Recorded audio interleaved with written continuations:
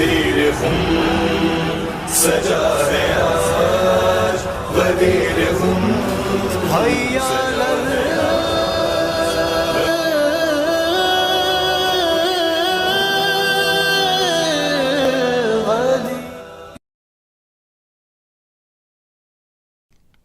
اعوذ باللہ من الشیطان الرجیم بسم اللہ الرحمن الرحیم وبہ نستعین انہ خیر ناصر ومعین وصلی اللہ علی سیدنا محمد وآلہ الطیبین الطاہرین اللہم صل علی محمد وآل محمد وعجل فرجہم. الحمد للہ الذی جعلنا من المتمسکین بولایت مولانا امیر المؤمنین علی ابن ابی طالب علیہ الصلاۃ والسلام. امام علی علیہ الصلاۃ والسلام ارشاد فرماتے ہیں فواللہ ما زلت مدفوعا عن حقی مستأثرا علی منذ قبض اللہ نبیہ صلی اللہ علیہ وآلہ وسلم حتی یوم الناس ھذا. امام ارشاد فرماتے ہیں کہ خدا کی قسم نبی اکرم صلی اللہ علیہ وآلہ وسلم کی رحلت کے بعد سے آج کے دن تک میرے حق کو مجھ سے چھینا گیا ہے، مجھے میرے حق سے محروم رکھا گیا ہے، اور دوسروں نے میرا حق چھین کر خود کو آگے کیا ہے اور مجھے پیچھے کر دیا ہے. اب وہ تمام تر باتیں اپنی جگہ پر کہ امام علی علیہ الصلاۃ والسلام اگر چاہتے تو وہ مسلمانوں سے اپنا حق لے سکتے تھے، لیکن اسلام کیونکہ ایک نیا دین تھا اور امام علی علیہ الصلاۃ والسلام اس دین کو پامال نہیں کرنا چاہتے تھے. اس دین کے پیروکار کہ جس میں اکثر و بیشتر وہ لوگ تھے کہ جن کا ایمان ابھی مضبوط نہیں ہوا تھا، لہٰذا امام علی علیہ الصلاۃ والسلام نے کبھی بھی بڑھ کر اپنے حق کو واپس لینے کے لیے مسلمانوں سے جنگ نہیں کی. حتیٰ یہ کہ خود مسلمانوں نے اگر حملہ کیا تو مولا امیر المومنین نے اپنے دور حکومت میں دفاع کیا. لیکن اس جملے سے صاف نظر آتا ہے، جس کو ابن ابی الحدید کے جو معتزلی مذہب ہیں وہ اپنے شرح نہج البلاغہ میں منقول کرتے ہیں، نقل فرماتے ہیں، یہ صاف سمجھ میں آتا ہے کہ مولا امیر المؤمنین علی علیہ الصلاۃ والسلام اپنے حق تک کے نہیں پہنچے. کون سا حق جس تک کہ امام کو پہنچنا ضروری تھا؟ وہ حق یہ تھا کہ جس کے لیے رسول اللہ صلی اللہ علیہ وآلہ وسلم نے اللہ کے حکم سے لوگوں تک کے وہ پیغام پہنچایا تھا کہ امام علی علیہ الصلاۃ والسلام میرے بعد آنے والے جانشین، امام اور مسلمانوں کے خلیفہ ہیں. تو لہٰذا جو پیغام غدیر میں جس کا اناؤنسمنٹ ہوا تھا، وہ پیغام جو غدیر میں اللہ تعالیٰ کی طرف سے مسلمانوں اور لوگوں تک کے پہنچایا گیا تھا کہ مولا علی علیہ الصلاۃ والسلام کو اللہ تعالیٰ امام بنا رہا ہے، یعنی نبوت کے سلسلے کے ختم ہو جانے کے بعد. کیونکہ آپ جانتے ہیں کہ ہم ایک شیعہ ہوتے ہوئے اس بات کو فرملی بلیو کرتے ہیں کہ نبوت کا سلسلہ ختم ہو چکا ہے اور حضرت محمد مصطفیٰ صلی اللہ علیہ وآلہ وسلم ہمارے آخری نبی ہیں، ہماری جانیں ان پر قربان جائیں، اور ان کے بعد امامت کا سلسلہ ہے. لہٰذا ہم لوگ کبھی بھی امام علی علیہ الصلاۃ والسلام کے حوالے سے ان کی نبوت یا ان کی رسالت کے قائل بالکل نہیں ہے، اور اگر کوئی بھی ہماری طرف یہ نسبت دیتا ہے وہ ایک جھوٹی نسبت ہے. تو لہٰذا امامت کے سلسلے کے حوالے سے ہم یہ یقیناً حق مانتے ہیں، اور ہم جانتے ہیں کہ حقیقت بھی اسی چیز میں ہے کہ امامت امام علی علیہ السلام کا حق تھا، خلافت امام علی علیہ السلام کا حق تھا کہ جس تک کہ آپ کو پہنچنے نہیں دیا گیا. تو لہٰذا سب سے پہلا سوال یہاں پر یہ اٹھتا ہے کہ جو اناؤنسمنٹ اور جو غدیر کا پیغام ہم تک کے پہنچانے کے لیے رسول اللہ نے اتنی زحمت کی، اور جناب جبرائیل نے کتنی مرتبہ آ کر رسول اللہ سے کہا، اور قرآن اتنے شدید لہجے میں اس پیغام کو پہنچانے کے لیے رسول اللہ سے کہہ رہا ہے، کیا کہہ رہا ہے کہ وَإِن لَمْ تَفْعَلْ فَمَا بَلَّغْتَ رِسَالَتَهُ، کہ اے پیغمبر اگر آپ نے یہ پیغام نہ پہنچایا تو آپ نے اللہ کی رسالت کو پورا ہی نہیں کیا. تو دیکھیں اتنا اہم پیغام کہ اتنے شدید لہجے میں اللہ تعالیٰ ہم تک کے پہنچانا چاہ رہا ہے، ایسے پیغام کو، اس کے مقصد کو، اس کے حق کو امام علی سے دور رکھا گیا. اس میں امام علی علیہ السلام کی کوئی کمی یا ان کے اندر ان کا کوئی نقصان نہیں ہے، کیونکہ مولا امیر علیہ الصلاۃ والسلام نے باقی تمام انبیاء کے مانند، باقی تمام ائمہ کے مانند، باقی اولیاء اللہ کے مانند اپنی ذمہ داری کو پورا کیا. یعنی جو ان کی ذمہ داری تھی، جو اللہ تعالیٰ نے ان کو ایک ذمہ داری دی تھی، انہوں نے اپنی بھرپور کوشش کی کہ اس ذمہ داری کو پورا کر سکیں. کیونکہ اگر حکومت امام علی علیہ السلام کے ہاتھ میں آتی، اگر غدیر کے ذریعے سے اس پوری امت نے امام علی علیہ السلام کی پیروی کی ہوتی تو اس میں امت کا بھلا تھا. یہ امت، جیسا کہ آپ لوگ روایت میں پڑھتے ہیں کہ اگر یہ پوری امت مولا علی علیہ السلام کی ولایت پر جمع ہو جاتی تو بہرحال ان امتیوں میں کوئی بھی جہنمی نہ ہوتا. تو اللہ تعالیٰ نے جو راستہ ہمارے لیے بنایا، جو رسول اللہ کے ذریعے سے ہم تک یہ پہنچانا چاہا، مسئلہ یہاں پر آیا کہ کچھ لوگوں نے آ کر اس راستے کو موڑ دیا. گھاٹا انہی لوگوں کا ہے، لیکن ظاہر سی بات ہے اسی کے ساتھ ساتھ رسول اللہ اور اللہ کے حکم اور اللہ کی بات کی مخالفت بھی ہوتی ہے. تو لہٰذا آج کا مسئلہ، آج کا ٹاپک ہمارا یہی ہے کہ جو غدیر کا انکار کیا گیا ہے، جو انکار غدیر ہے، اس کی علل کیا ہیں، اس کے اسباب کیا ہیں، اس کے ریزنز کیا ہیں، کیوں کچھ لوگوں نے آ کر غدیر کا انکار کر دیا. جبکہ ہم دیکھتے ہیں کہ غدیر کو نقل کرنے میں اتنے زیادہ راوی موجود ہیں، جیسا کہ میں نے اس دن آپ سے بتایا تھا کہ خود جو اصحاب ہیں اس میں قریب 100 کے اوپر راستے یا 100 کے اوپر چین آف نریٹرز ہیں کہ جنہوں نے آ کر اس حدیث غدیر کو منقول کیا ہے. میں نے بتایا تھا کہ سنن ترمذی اور سنن نسائی کے اندر اس حدیث کو رکھا گیا ہے. اور کیوں صحیح بخاری وغیرہ میں یہ حدیث نہیں ہے، اس کا ریزن آپ صاف طور پہ جانتے ہیں. میں ایک اشارہ پیش کرتا ہوں کہ صحیح بخاری کے لکھنے والے محمد بن اسماعیل، انہوں نے اپنی کتاب صحیح بخاری کے شروع میں یہ بات بیان فرمائی ہے کہ مجھے تو بہت ساری اور حدیثیں یاد تھیں کہ جو صحیح السند تھیں، جو ثقہ روایتیں تھیں، ثقہ لوگوں سے روایتیں منقول تھیں، اور حتیٰ متواتر روایتیں تھیں، بہت صحیح روایتیں مجھے یاد تھیں، لیکن میں نے وہ ساری روایتیں صحیح بخاری کے اندر نقل نہیں کی ہیں. تو جب خود صحیح بخاری کے لکھنے والے آتھر یہ کہہ رہے ہیں کہ میں نے ساری روایتوں کو یہاں پر جمع نہیں کیا ہے، دیٹ مینز کہ انہوں نے بہت ساری روایتوں کو چھپایا ہے. آپ یہ سمجھ لیجئے کہ فرض کیجئے آپ سے کوئی کہے کہ میں راستے پر جا رہا ہوں، مجھے اس پوائنٹ نمبر 1 سے لے کر لوکیشن نمبر 1 سے لے کر لوکیشن نمبر 2 تک کے جانا ہے. اب اس لوکیشن میں آپ کو یہ معلوم ہے کہ یہ جو روڈ جا رہی ہے اس میں فرض کیجئے 10 جگہ پر کچھ ایسے گڈھے ہیں، کچھ ایسے کھانچے ہیں کہ جہاں پر گاڑی اگر جائے گی تو ایکسیڈنٹ ہو جائے گا. اب آپ یہ تصور لیجئے کہ جو انسان سامنے والا ہے، آپ اس روڈ میں 10 کھانچے اگر ہیں، 10 جگہ ایسی ہیں جہاں پر روڈ میں ایکسیڈنٹ ہو سکتا ہے، آپ 5 کو بتا دیں اور 5 کو چھپا لیں. کہہ دیں مجھے پتا تو 10 کھانچے ہیں، مجھے معلوم ہے کہ 10 جگہیں ایسی ہیں جہاں پر آپ آ کر ایکسیڈنٹ کر جائیں گے، لیکن میں اس میں سے 5 آپ کو بتا رہا ہوں اور 5 کو نہیں بتا رہا ہوں. تو آپ پلٹ کر کہیں گے بھائی بے وقوف ہو گئے ہیں کیا آپ؟ اگر ایک راستے پر مجھے جانا ہے اور اس راستے پر میرا ایکسیڈنٹ ہو سکتا ہے تو آپ کی بھرپور ذمہ داری یہ ہے کہ آپ پورے کے پورے 10 کے 10 جتنے بھی کھانچے ہیں، جتنی جگہوں پہ میرا ایکسیڈنٹ ہو سکتا ہے، اس کو ایکسپلین کیجیے پوری طریقے سے. تو مسئلہ کہاں پر آ کر پھنسا کہ جب بخاری صاحب آ کر یہ کہہ رہے ہیں کہ میں آپ کے لیے ایک ایسی کتاب لا کر لکھ رہا ہوں کہ جس کے اندر ساری چیزیں، حقائق کو آپ کے سامنے بیان کر رہا ہوں، تو آپ کے اوپر ضروری تھا کہ آپ ساری کی ساری حقیقتیں ہمیں بتائیں، کیونکہ یہ راستہ بہت حساس راستہ ہے، بہت سینسٹیو راستہ ہے. یہ 60 سال 70 سال کی دنیاوی زندگی کو نہ دیکھیے، آخرت میں آپ کی ایک ایٹرنل زندگی انتظار کر رہی ہے. آپ انہی چیزوں کی وجہ سے، انہی غلطیوں کی وجہ سے کہیں ایسا نہ ہو کہ کل کو پشیمان ہو جائیں کہ جو راستہ آپ تک کے پہنچنا چاہیے تھا، جو پورے کی پوری حقیقتیں آپ تک پہنچنی چاہیے تھیں، وہ صاف فرما رہے ہیں کہ میں نے کچھ حقیقتیں بیان نہیں کی ہیں. اب وہ جو حقیقتیں آپ نے بیان نہیں کی ہیں، اس کے لیے کیا یہ سوال نہیں اٹھتا ہے کہ ان کو آپ نے کیوں نہیں بیان کیا ہے؟ دیکھیں صاف سیدھی بات ہے کہ جہاں پر آ کر آپ کے حلق میں ہڈی پھنسے گی وہاں پر آپ حقیقتوں کو بیان نہیں کریں گے. تو لہٰذا میں بہت ڈیٹیل میں نہیں جاؤں گا، لیکن صاف سی بات ہے کہ جہاں پر آپ کو اہل سنت حضرات کی میجر کتابوں میں یہ حدیث ملتی ہے، لیکن اگر ان کی ٹاپ میجر کتاب میں یہ چیز موجود نہیں ہے، اگر وہ مینشن کر دیتے تو پھر ان کی کتاب کو پڑھتا کون؟ وہ اپنے سٹینس کو جسٹیفائی کرنے کے لیے ان حدیثوں کو چھپا کر بیٹھے تھے۔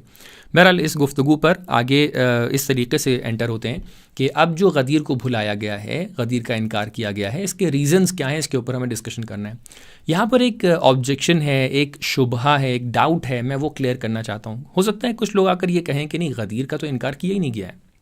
اور غدیر کا انکار اس لیے نہیں کیا گیا ہے کیونکہ آپ دیکھتے ہیں کہ اہل سنت کی بڑی بڑی کتابوں کے اندر غدیر کا تذکرہ ہے۔ وہی جو 100 لوگوں سے زیادہ آپ کہہ رہے ہیں چین آف نریٹرز ہیں، اس کے اندر بہت سارے سنی لوگ ہیں، تو لہٰذا اس کا مطلب سنیوں نے تو غدیر کا انکار کیا نہیں ہے، اور سنی لوگ بھی تو پوری طریقے سے حدیث غدیر کو مانتے ہیں، تو پھر انکار کس چیز کا ہوا ہے؟ آپ کیوں بار بار یہ کہتے ہیں کہ غدیر کا انکار ہو گیا، غدیر کا انکار ہو گیا؟ تو یہاں پر اس ڈاؤٹ کو کلیئر کرنے کے لیے آپ کی خدمت میں یہ عرض کر دوں کہ دیکھیے، غدیر کو 2 طریقے سے آپ کو اس کو الگ کرنا پڑے گا۔ ایک غدیر کا خطبہ ہے، غدیر کا واقعہ ہے، کہ جس میں ہم یہ آ کر دیکھتے ہیں کہ مثلا فرض کیے ٹیکسچول طور پہ رسول اللہ صلی اللہ علیہ وسلم کے حوالے سے یہ غدیر کا واقعہ نقل کیا جائے کہ 18 ذی الحج کو رسول اللہ نے سب کو جمع کیا حج سے واپسی کے اندر، کہ جو حجۃ الوداع تھا یا جو حجۃ الولاء تھا، تو اس کے اندر آ کر رسول اللہ نے پوری طریقے سے اس واقعے کو بیان کیا۔ تو ایک تو خطبہ غدیر ہو گیا، یا فرض کیجئے واقع غدیر ہو گیا۔ اس واقعے کو نقل کرنے میں کسی کی ہمت بھی نہیں ہے کہ وہ انکار کر دے، یعنی انکار واقع غدیر تو ہو ہی نہیں سکتا ہے۔ اور حتیٰ میں نے پچھلے درس میں آپ کے سامنے بیان کیا تھا کہ یہ ایک متواتر واقعہ ہے، یہ خطبہ بھی ایک متواتر خطبہ ہے۔ آپ لوگ کو متواتر کا میننگ پوری طریقے سے یاد ہے کہ یہ ایسے اس کو نریٹ کیا گیا ہے، اور ہر سٹیج پہ ہر ٹائم میں اتنے لوگوں نے اس کو نریٹ کیا ہے کہ اس کا انکار ممکن ہی نہیں ہے۔ تو لہٰذا واقع غدیر و خطبہ غدیر کو ایک طرف رکھیے، اس کا انکار کوئی نہیں کر سکتا۔ لیکن دوسرا جو پہلو ہے اس کا، وہ ہے ہدف غدیر، وہ ہے غدیر کے اندر جو مقصد تھا، وہ ہے غدیر کے اندر جو گولز تھے، جو ایمز تھے پیغمبر کی۔ کیا گول تھا پیغمبر کا؟ کہ پیغمبر اس دنیا سے جا رہے ہیں تو ان کے بعد بلا فاصلہ امام علی علیہ السلام امام بن جائیں، خلیفہ بن جائیں، امام علی علیہ السلام کے ہاتھ میں امت کی باغ ڈور رہے، یعنی امت کو امام علی علیہ السلام آگے لے کر جائیں، کیونکہ ان کو پتہ ہے کیسے آگے لے کر جانا ہے۔ وہ بدو تولد سے رسول اللہ کی آغوش میں تھے، وہ شخص تھے جنہوں نے سب سے پہلے رسول اللہ پر اپنا ایمان ظاہر کیا، وہ شخص تھے کہ جب پورا قریش، جب پورا مکہ رسول اللہ کا انکار کر رہا تھا، تب امام علی علیہ السلام بڑھ چڑھ کر رسول اللہ کی حمایت کر رہے تھے، مدد کر رہے تھے۔ تو لہٰذا امام علی علیہ السلام نے بدو تولد اسلام سے، یعنی اسلام کا جو جینیسس تھا وہاں سے لے کر اسلام کی ہمراہی کی ہے۔ لہٰذا امام علیہ السلام کو پتہ ہے کہ یہ اسلام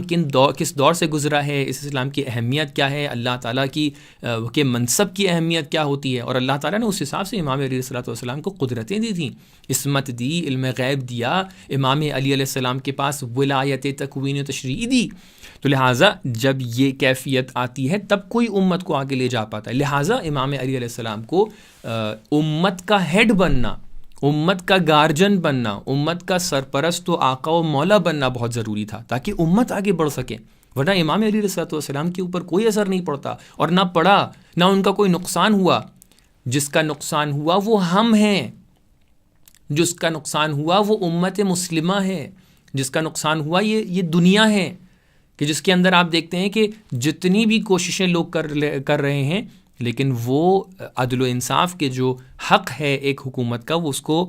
پوری طریقے سے جاری نہیں کر پا رہے ہیں، نافذ نہیں کر پا رہے ہیں۔ تو لہٰذا جو مقصد تھا غدیر کا اس کو بھلا دیا گیا، یعنی جو امام کے ہاتھ میں امت کی باغ ڈور ہونا چاہیے تھی وہ نہیں آئی۔ اگر آئی تو بتائیے کیوں نہیں اس وقت جو ہے سب لوگ امام علی علیہ السلام کو پہلا خلیفہ مانتے ہیں؟ اگر پہلا خلیفہ مان رہے ہیں تو بتائیے، لیکن اگر پہلا خلیفہ نہیں مان رہے ہیں دیٹ مینس کہ جو مقصد رسول اللہ کا تھا وہ پورا نہیں ہو پایا۔ تو لہٰذا اس کو ڈفرینشیٹ کریے، ایک ہے خطبہ غدیر اور واقع غدیر۔ ہاں وہ ہسٹوریکلی بہت سارے اہل سنت ایسے ہیں کہ جو اس کا انکار کر ہی نہیں سکتے ہیں، تو لہٰذا سنی برادران جو ہیں وہ ہسٹوریکلی غدیر کو پوری طریقے سے مانتے ہیں اور ٹیکسچولی خطبہ غدیر کو پوری طریقے سے مانتے ہیں، لیکن کیا مقصد غدیر کو وہ پورا کر رہے ہیں؟ نہیں، ہو سکتا ہے کہ ان کو جو ان کے علماء ہیں انہوں نے وہ حقائق نہیں بیان کیے ہیں اس طریقے سے۔ حالانکہ میں دیکھتا ہوں آج کل سوشل میڈیا کے اندر کافی ساری کلپس ہیں کہ جس کے اندر محسوس ایسا ہوتا ہے کہ ان کو بھی آج کل یہ گلٹ فیل ہو رہا ہے کہ ہم نے اپنی عوام تک کے حقائق کو نہیں بیان کیا، لہٰذا وہ واضح الفاظ میں آ کر بیان کریں. ٹھیک ہے، ہم لوگ یہاں پر کسی بھی کنٹروورسی یا کسی بھی طریقے کانفلکٹ میں نہیں جانا چاہتے ہیں. دیٹس وائی ہم لوگ یہ نہیں کہہ رہے ہیں کہ آپ آ کر بالکل اپنے آپ کو تبدیل کر دیں، فلاں کر دیں، لیکن بہرحال جو حقیقت ہے اس کو مانیے. اگر سامنے نہیں تو اپنے دل کے اندر مان کر اللہ تعالیٰ کے سامنے حاضر و ناظر رہ کر ان حقائق کو قبول کیجیے. تو لہٰذا اس کا مطلب یہ ہے کہ جو مقصد غدیر تھا، جو رسول اللہ پہنچانا چاہ رہے تھے، وہ ہم تک کے نہیں پہنچا. دیٹس وائی ہم لوگ یہ مقصد غدیر کا جو انکار ہوا ہے اس کے اوپر ڈسکشن کر رہے ہیں. تو لہٰذا بڑھتے ہیں بہت ہی تیزی سے، بہت ہی خلاصہ کر کے ڈسکشن کو پیش کرتے ہیں. سب سے پہلا ریزن کہ جس کی وجہ سے ہم لوگ دیکھتے ہیں غدیر کا انکار کیا گیا، جب اتنے ہزار لوگ وہاں پر موجود تھے اور اتنے صحابی، جید صحابیوں نے وہاں پر اس کو سنا تھا، اتنے طریقے سے بیعت کی گئی تھی. تو لہٰذا اب ہو سکتا ہے کوئی آ کر یہ کہے کہ بھئی جب اتنا بڑا واقعہ تھا تو اس کا مطلب یہ ہے کہ کسی کو انکار نہیں کرنا چاہیے تھا. لیکن اگر انکار کر رہے ہیں تو اس کا مطلب یہ نکل کے آ رہا ہے کہ واقعہ تھا ہی نہیں. نہیں، ایسا نہیں ہے.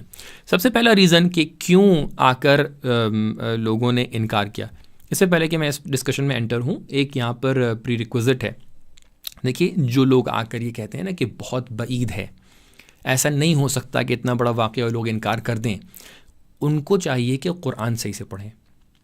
اگر وہ قرآن صحیح سے پڑھیں گے تو ان کو صاف سمجھ میں آ جائے گا کہ پہلے جو امتیں گزری ہیں، امتوں کے سامنے معجزات ہوا کرتے تھے. انہوں نے اپنے معجزات کو اپنی آنکھوں سے دیکھا تھا، اور ایک دو نہیں، ہزاروں معجزات ہوا کرتے تھے، پھر بھی وہ اپنے نبی کا انکار کرتے تھے. جناب موسیٰ 30 دن کے لیے گئے، 10 دن اللہ تعالیٰ نے خالی اضافہ کر دیا اس کے اندر، 40 دن کے لیے اپنی امت سے دور تھے. امت نے سب انکار کر دیا، نہ موسیٰ کا خدا یاد رہا، نہ خود موسیٰ یاد رہے، اور گوسالہ پرست ہو گئے. تو لہٰذا آپ بالکل بھی اس چیز کا تصور نہ کریں کہ یہ لوگ جو ہیں اگر ان کے سامنے ساری چیزیں کلیئر ہوتی ہیں تو وہ انکار نہیں کر دیتے ہیں. الا ماشاء اللہ اتنے زیادہ انکار قرآن نے نقل کیے ہیں کہ لوگوں نے من بعد ما تبین لهم الحق، اس کے بعد کہ جب ان کے لیے حقیقت روشن ہو گئی، اس کے بعد کے لیے ان کے لیے پورے جو اللہ کی نشانیاں تھیں وہ روشن ہو گئیں، اس کے بعد اللہ کا انکار کیا، جناب موسیٰ کا انکار کیا اور حقائق کا انکار کیا. تو لہٰذا اس میں کوئی تعجب والی بات نہیں ہے، بہت پہلے سے لوگوں کا طریقہ چلتا آ رہا ہے. تو لہٰذا اگر غدیر کو کوئی انکار کر رہا ہے تو اس میں کوئی تعجب والی بات نہیں ہے. تو اب جب ہمارے لیے یہ بات واضح ہو گئی کہ غدیر کا انکار جو کیا جا رہا ہے، چاہے وہاں پہ کئی ہزار لوگ کیوں نہ ہوں، سینکڑوں لوگ بھی غدیر کا اگر انکار کر رہے ہیں تو اس میں کوئی تعجب والی بات نہیں ہے، کیونکہ گزشتہ امتوں نے بھی اس کا انکار کیا. تو بڑھتے ہیں اب ریزنز کی طرف کہ کیا ریزنز تھے کہ جن کی بیسس کے اوپر لوگوں نے آ کر غدیر کا انکار کر دیا. دیکھیں، ہم لوگ کے پاس الحمدللہ جو عزادار امام حسین علیہ السلام ہیں کہ جو کچھ ہی دنوں میں انشاءاللہ عزاداریوں میں جائیں گے، ان کے لیے یہ فیل کرنا کہ لوگ کیسے مکر سکتے ہیں اپنی بات سے، وہ اتنا سخت نہیں ہے. جناب مسلم کا واقعہ دیکھ لیں کہ جناب مسلم کو اتنے خط لکھ کر کتنے ہزار تاریخ میں لکھے گئے ہیں کہ 18 ہزار شاید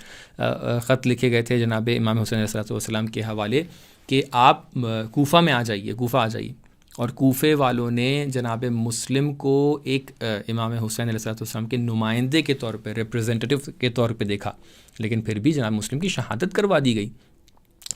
ہم یہ نہیں کہہ رہے ہیں کہ سب لوگوں نے آ کر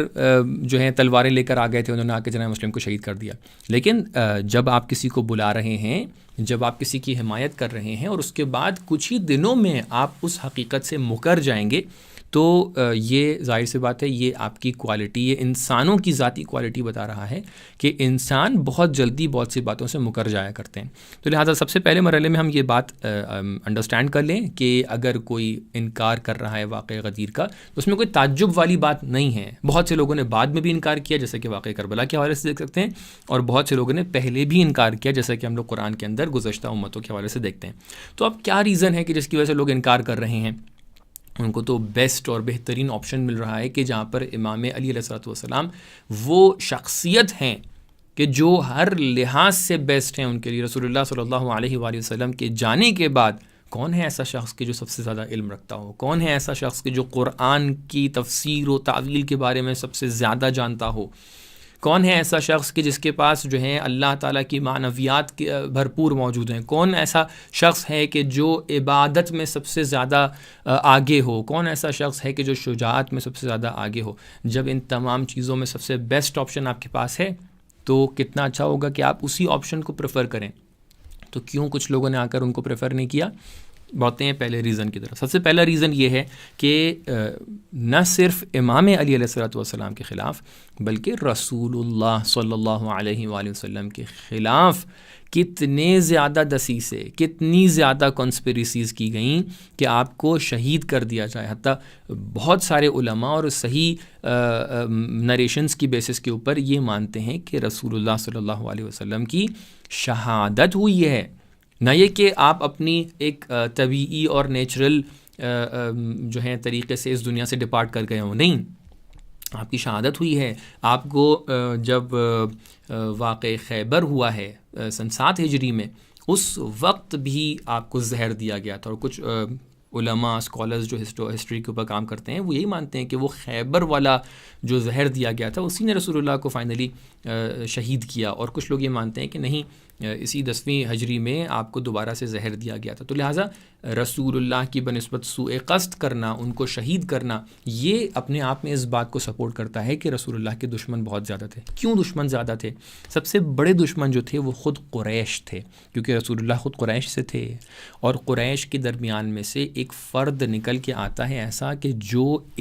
اللہ تعالیٰ کی طرف سے منتخب ہو جاتا ہے. تو دیکھیں آج کل کی دنیا میں بھی اگر آپ دیکھیں، اگر ایک قبیلے سے ایک فرد نکل کے آ رہا ہے اور اس قبیلے میں آلریڈی بہت سارے لوگ پہلے سے موجود ہیں کہ جو کینڈیڈیٹ بن سکتے ہیں قبیلوں کی ریاست کا، فرض کیجئے حکومت ہاتھ میں لینے کا، تو قریش جو تھا وہ ایک ایسا قبیلہ تھا کہ جو آلریڈی کہہ سکتے ہیں دوسرے قبیلوں کی بنسبت کافی مضبوط قبیلہ تھا. اس میں پہلے سے بہت سارے لوگ کینڈیڈیٹ تھے. رسول اللہ کے والد سے پہلے بھی، حتیٰ جناب عبد المطلب کے زمانے میں بھی بہت سارے لوگ کینڈیڈیٹ تھے. اسی لیے آپس میں دشمنیاں بہت زیادہ نارمل چیز ہوا کرتی تھی. اب اتنے زیادہ ایسی سچویشن کے اندر جب رسول اللہ اتنے پاورفل بن جاتے ہیں اللہ تعالیٰ کی جو ہے عنایت کی وجہ سے، تو لہٰذا ان لوگوں سے یہ چیز ہضم نہیں ہوتی ہے. تو پہلے تو شروع میں انہوں نے آ کر رسول اللہ سے جہاں تک کہ ہو سکا ان سے دشمنی کی، ان سے آ کر جنگ کی، ان کو تھریٹ کیا. رسول اللہ کی ہجرت ہی اسی بیسس پر ہوئی تھی کہ آپ کو تھریٹ کیا گیا، آپ کو شہید کرنے کے لیے لوگ آئے. لیکن فائنلی جب آپ کو شہید نہیں کر پائے تو انہوں نے اپنی اسٹریٹجی چینج کر دی. ابھی تک کہ وہ ڈائریکٹلی سامنے دشمن بن کے آ رہے تھے، لیکن جب ان کے پاس کوئی چارہ نہیں بچا، کوئی راستہ نہیں بچا، تو انہوں نے دوست بن کر آپ ہی کی صفوف میں اندر انٹر ہو جانے کے بعد یہ طے کیا کہ اب رسول اللہ کے جانے کے بعد اس دین کو کون بچائے گا. جو بھی دین کو بچانے آ رہا ہوگا ہم اس کے اوپر اٹیمپٹ کریں گے. اور یہ سچویشن ہمیں آج کے حوالے سے بھی درس دیتی ہے. آپ یہ نہ سمجھیے کہ اگر آپ نماز پڑھنے مسجد میں جا رہے ہیں تو آپ کی صفوں میں سب کے سب لوگ جو ہیں سنسیئر ہیں. آپ یہ نہ سمجھیے کہ اگر آپ مجلس میں جا کر بیٹھ رہے ہیں تو مجلس میں بیٹھنے والے سب کے سب لوگ سنسیئرلی مجلس کی وجہ سے آ رہے ہیں. نہیں، بہت سے لوگ ایسے ہیں کہ جو آپ کو گمراہ کرنے کے لیے آ رہے ہیں. تو لہٰذا یہ تاریخ ہمیشہ تکرار ہوتی ہے. تو لہٰذا سب کو پہچانیے کون آپ کے ساتھ عزادار بن کے آ رہا ہے، کون آپ کو گمراہ کرنے آ رہا ہے. تو بہرحال یہ تو گفتگو ڈسکشن تھوڑا سا ڈیٹیلڈ ہے، اس کے اوپر کبھی اور گفتگو کریں گے. لیکن اپنے آئیڈیا کو کہ قریش دشمن تھے رسول اللہ کے اور امام علی علیہ الصلوۃ والسلام کے، اور انہوں نے اس دشمنی کی بیسس پر آ کر غدیر کو ایک الگ طرف موڑ دیا، اس کے سپورٹ میں خود امام علی علیہ الصلوۃ والسلام نے کئی جگہ پر اس کا تذکرہ کیا. آپ فرماتے ہیں کہ اللہم انی استعدیک علی قریش، اے پروردگار میں شکایت کرتا ہوں، مدد مانگتا ہوں تجھ سے قریش کے مد مقابل. فإنہم اضمروا لرسولک صلی اللہ علیہ وسلم ضروبا من الشر والغدر فعجزوا عنها وحلت بينهم وبينها فكانت الوجبة بي والدائرة علي اللهم احفظ حسنا وحسينا. دیکھیں امام علی علیہ الصلوۃ والسلام، دوبارہ شرح نجر البلاغہ ہے ابن ابی الحدید کی، کہ جہاں پر آپ فرماتے ہیں کہ انہوں نے قریش نے رسول اللہ کے خلاف دشمنی کی، ان کو شہید کرنے کی کوشش کی. جب وہ اس میں کامیاب نہ ہو سکے اور بینہم و بینہا یعنی ان کے درمیان اور رسول اللہ کی شہادت کے درمیان یا ان کے دسائس کے درمیان تو فاصلہ بن گیا، یعنی اللہ تعالیٰ ایک فاصلہ بن گیا کہ یہ دونوں آپس میں نہ پہنچ پائیں. یعنی وہ لوگ جو اپنے کانسپریسیز اور انٹینشنز لے کے آ رہے تھے ان کے درمیان اللہ تعالیٰ فاصلہ بن گیا کہ وہ اپنے مقصد میں کامیاب نہ ہو سکیں. لیکن بعد میں کیا ہوا کہ جب وہ یہ کام نہیں کر پائے تو میرے اوپر بات آ گئی، یعنی امام علی علیہ الصلوۃ والسلام کے اوپر بات آ گئی. تو امام کیا فرما رہے ہیں؟ اللہم احفظ حسنا و حسینا، اے پروردگار میرے حسن اور میرے حسین کی حفاظت فرما. آپ دیکھیں جو کیفیت ہے مناجات کی مولا علی علیہ الصلوۃ والسلام کی، وہ کتنی عجیب ہے کہ امام اتنی زیادہ کانسپریسیز کے اندر پھنسے ہوئے ہیں کہ اس طریقے سے اللہ تعالیٰ کے سامنے مناجات کر رہے ہیں. حالانکہ اگر امام علی علیہ السلام چاہیں تو آپ آسانی سے ان لوگوں سے جنگ کر سکتے ہیں، ان کو جو ہے ان لوگوں سے لڑ سکتے ہیں، لیکن امام کا مقصد یہ نہیں ہے کہ اس وقت مسلمانوں کے درمیان لڑائی کی جائے، لہٰذا امام علیہ الصلوۃ والسلام صبر فرماتے ہیں. اس کے آگے ہم دیکھتے ہیں کہ کافی روایتوں کے اندر مثلا قندوزی ینابیع المودت کے اندر جلد نمبر 1 پیج نمبر 407 میں اس طریقے سے بیان کرتے ہیں کہ جو حقد تھا، جو ان کا کینہ تھا، وہ کس طریقے سے قریش نے رسول اللہ کے اوپر کرنا چاہا، دکھانا چاہا، لیکن اگر وہ نہیں کر پائے اظہرتہ فی حقی، کہ جب وہ حقد جو کرنا چاہ رہے تھے، کل حقد حقدت ہو قریش علی رسول اللہ صلی اللہ علیہ وآلہ وسلم اظہرتہ فی حقی وستظہر فی ولدی، کہ ہر وہ حقد اور غضب اور وہ کینہ کہ جو قریش کے دل میں تھا وہ رسول اللہ پہ ظاہر کرنا چاہتے تھے، اب جب وہ وہاں پر نہیں کر پائے تو انہوں نے میرے اوپر وہ حقد و کینہ اپنا ظاہر کیا اور دشمنی ظاہر کی. اور آگے فرمانے کہ ستظہر فی ولدی، اور یہاں پہ کام ختم نہیں ہوگا، میرے بچوں میں بھی یہ لوگ اپنی دشمنی کو ظاہر کریں گے میرے بچوں کے سامنے. تو لہٰذا یہ ایک چیز ہو گئی. نمبر 2، کیونکہ مجھے بہت ہی بریفلی آپ کے سامنے ڈسکشنز کو پیش کرنا ہے، تو لہٰذا اس سے زیادہ ڈیٹیل میں نہیں جا سکتا ہوں، حالانکہ یہاں پر بہت سارے ایکسپلینیشنز بچیں کہ یہ سلسلہ جو ہے یہ قریش تک کے محدود نہیں ہوتا ہے. قریش تو اپنے آپ میں ایک قدرت پسند لوگ ہیں کہ جن کے دل میں یہ کس طریقے سے ہے کہ میں قدرت ہاتھ میں لے لوں وغیرہ وغیرہ، اور بہت سارے لوگ ہیں آپ کے سامنے، ابو سفیان وغیرہ کا واقعہ سامنے ہے. لیکن ان کو جو ان کی مین دشمنی کو پیچھے سے جو فیول کا کام کر رہے ہیں، ان کا سلسلہ بہت دور تک کے جاتا ہے. ان کا سلسلہ ان اہل کتاب تک کے جاتا ہے کہ جو اسلام کی دشمنی میں کام کرنا چاہتے تھے. تو لہٰذا ایک ڈسکشن، طویل ڈسکشن ہے، اور اس تک کہ اس میں انٹر نہیں ہونا چاہتا ہوں ابھی. لہٰذا بڑھتے ہیں دوسرے ریزنز کی طرف کہ اگر قریش کو الگ ہٹا بھی لیں تو خود اصحاب کے درمیان کہ جن کی بنسبت ممکن ہے بہت سے لوگ یہ کہتے ہیں کہ اصحاب میں کوئی غلط فرد ہی نہیں ہوتا ہے، یہ ایک بہت بڑا جھوٹ ہے. یہ ایک بہت بڑی کنسپریسی ہے کہ پورے اصحاب کو آ کر ہم تطہیر کر دیں، پورے اصحاب کو آ کر ہم یہ کہیں کہ سب کے سب جو ہیں صحیح ہیں. اگر سب اصحاب صحیح ہوتے تو پھر سورہ منافقون کیا کر رہا ہے؟ آپ تو کہہ رہے ہیں کہ اصحاب ہر وہ فرد ہوتا ہے کہ جو مسلمان ہوتے ہوئے رسول اللہ کو دیکھ لے. ایسے تو سارے مسلمان اصحاب ہو گئے، سارے مسلمان اصحاب ہیں، تو پھر منافقون کا سورہ کیا بتا رہا ہے؟ پھر منافق کون لوگ ہیں اگر سب اصحاب صحیح ہو جائیں گے؟ منافق کا مطلب یہ ہے کہ ظاہری طور پہ وہ اپنے آپ کو مسلمان کہہ رہا ہے اور دل کے اندر وہ مسلمان نہیں ہے. تو لہٰذا بہت سارے مسلمان ایسے گزرے ہیں کہ جو منافق ہوا کرتے تھے، اور منافقین یعنی انہی اصحاب کے درمیان بہت سارے ایسے لوگ تھے کہ جو امام علی علیہ الصلوۃ والسلام کی بنسبت خاصا دشمنی رکھتے تھے،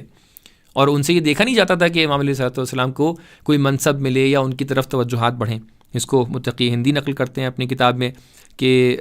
امام علی علیہ الصلوۃ والسلام فرماتے ہیں قلت یا رسول اللہ ما یبکیک، کہ اے رسول اللہ کس چیز کی وجہ سے آپ گریا کر رہے ہیں؟ رسول اللہ گریا کرنے لگے ایک دم سے. تو امام نے فرمایا کیوں آپ گریا فرما رہے ہیں؟ تو پیارے نبی صلی اللہ علیہ وسلم نے فرمایا قال ضغائن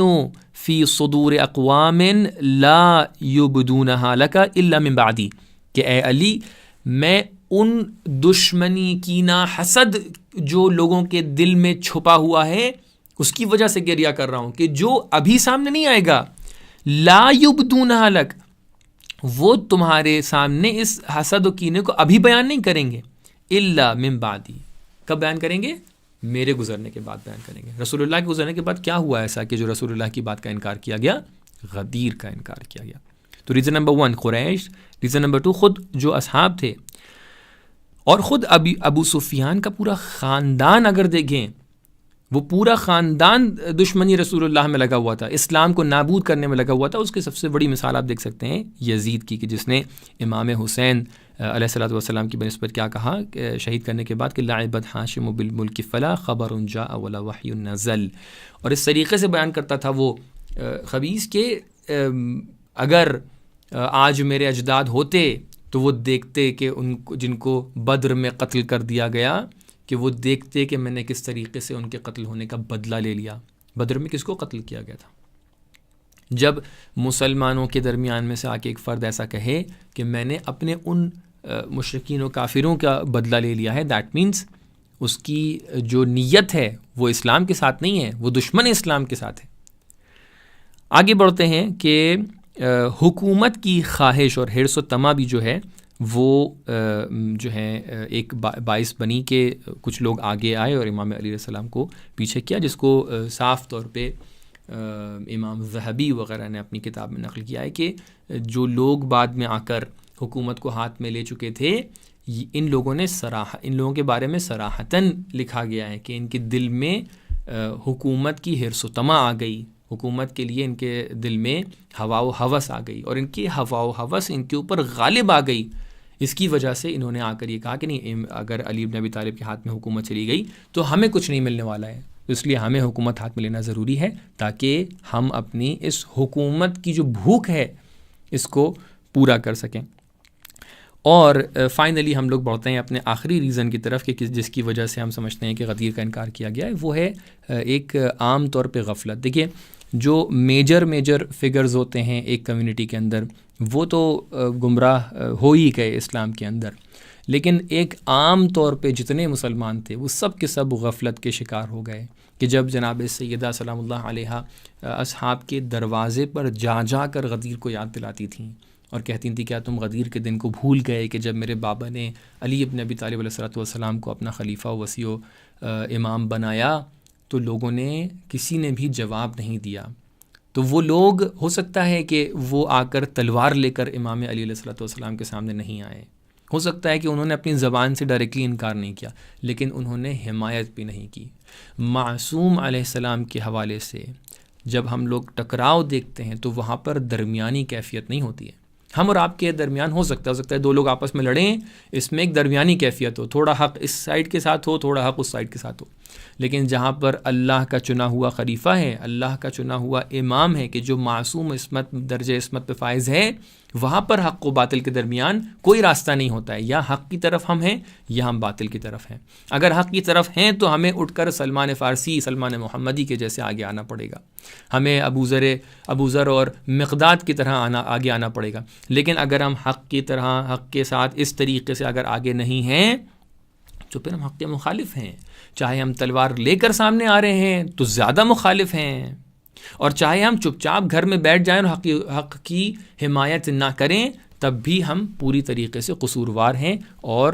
ہم پوری طریقے سے گنہگار ہیں۔ تو لہٰذا امام کی جو حمایت نہیں کی گئی اس کا ایک ریزن یہ تھا کہ عمومی طور پہ جنرلی جتنے بھی لوگ کمیونٹی کے اندر تھے، جتنے بھی مسلمان تھے، پوری امت نے اس وقت عمومی طور پہ غفلت کا مظاہرہ کیا۔ عمومی طور پہ ایک تعبیر ایک عالم فرما رہے تھے کہ استضعاف فکری کا شکار ہو گئے تھے، یعنی وہ مینٹلی اور انٹلیکچولی کمزور ہو گئے تھے اور انہوں نے آ کر حق اور حقیقت کا سپورٹ نہیں کیا۔ اسی کی وجہ سے ہم نے دیکھا کہ جب خواص جو تھے، خاص لوگ جو تھے، انہوں نے آ کر دشمنی کی، اب یا حکومت کی وجہ سے دشمنی کی، یا پرسنل دشمنی، یا رسول اللہ سے دشمنی، یا خود اسلام سے دشمنی، اس کی وجہ سے یا اکثر لوگوں نے آ کر غفلت اپنی طرف سے غفلت کا مظاہرہ کیا کہ غفلت کا شکار ہو گئے۔ ان سارے ریزنز نے یہ ایک طریقے سے اس آئیڈیا کو جنم دیا کہ غدیر کو پوری طریقے سے بھلا دیا جائے، لیکن جس چیز کو اللہ زندہ رکھنا چاہے اس چیز کو کوئی بھلا نہیں سکتا ہے۔ لہٰذا ان تمام تر ریزنز کی بیسس کے اوپر آ کر ہمیں معلوم ہوتا ہے کہ غدیر کے مقصد کو جو بھلایا گیا تھا وہ تمام تر ریزنز کی بنا پر تھے کہ جو بیان کیا گیا جس کو، اور ایسا بالکل بھی نہیں ہے کہ غدیر کو نہ بھلایا گیا ہوتا، کیونکہ اگر غدیر کو نہ بھلایا گیا ہوتا تو آج امام علی علیہ السلام کو سب مسلمان پہلا خلیفہ مان رہے ہوتے۔ اب کیونکہ پہلا خلیفہ نہیں مان رہے ہیں، دیٹ مینس کہ غدیر کو بھلایا گیا ہے، اور اس میں ہم لوگوں نے جو بھی امام علی علیہ السلام کو پہلا خلیفہ نہیں مانتا ہے، رسول اللہ کے بعد بلا فاصل امام نہیں مانتا ہے، وہ بینی و بین اللہ اپنے اور اپنے پروردگار کے درمیان جا کر بیٹھ کر مناجات کرے اور اللہ سے توفیق مانگے کہ وہ اللہ تعالیٰ نور کو اس کے دل کے اوپر نچھاور کرے اور اس کے لیے صحیح راستے کو معین کرے اور صحیح راستے کو دکھائے. اور پھر تمام تر دلائل کی بیسس کے اوپر، ہم یہ نہیں کہہ رہے ہیں کہ انسان چپ چاپ بیٹھ جائے، نہیں، آپ آ کر ریسرچ کریے. ریسرچ کرنے کے بعد اگر واقعاً آپ کو اپنا راستہ صحیح لگ رہا ہے تو اللہ تعالیٰ انشاءاللہ آپ کے لیے فیصلہ کرے گا. لیکن اگر آپ کو واقعاً اتنی دلیلوں کے بعد بھی صحیح راستہ نظر نہیں آ رہا ہے تو اللہ سے آپ توفیق کی دعا کریں، انشاءاللہ تعالیٰ اللہ آپ کو بہترین راستہ دکھائے گا. والسلام علیکم ورحمۃ اللہ وبرکاتہ.